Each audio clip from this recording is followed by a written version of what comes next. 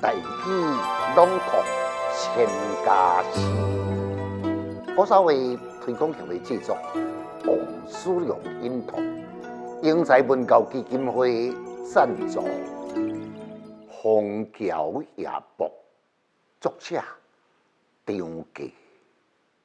我读乌啼霜满天，江风细雨对愁眠。姑苏成为寒山寺，夜半钟声到客言。作者张继是宪宗时代进士及第，伊作品无真多，言乐手呢属于声名远播。咱古早话提讲人惊出名，都是因为伤过出名。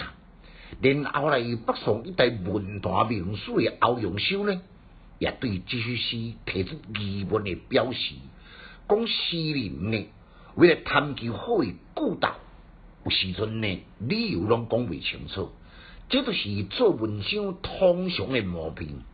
亲像张继这句“夜半钟声到客言”，故道真好，但是哪有3更半暝伫敲钟呢？可是呢，经过查访，苏州人群的诗呢，确实有3更半暝这敲钟的风俗。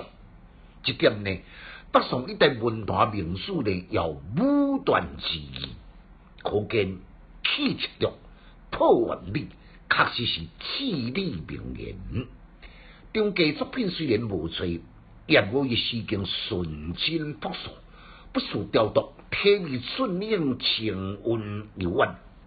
前句呢意象密集，落月、啼乌、满天霜、江风、喜火不明定，那个写江边的景，不再做思乡之情。后两句呢，城诗纯情声，浑然空灵空远，夜行无月，以喜火来起目，增添霜寒之感。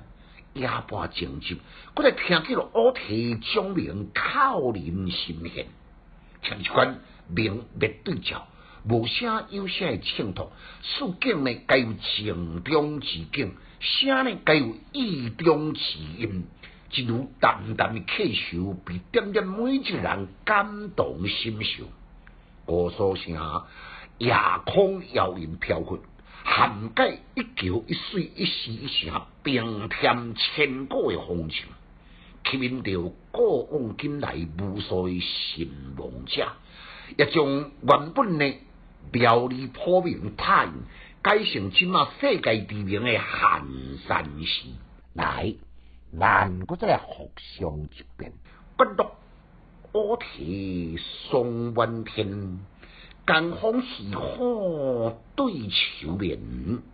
姑苏成为寒山寺，夜半钟声到客言。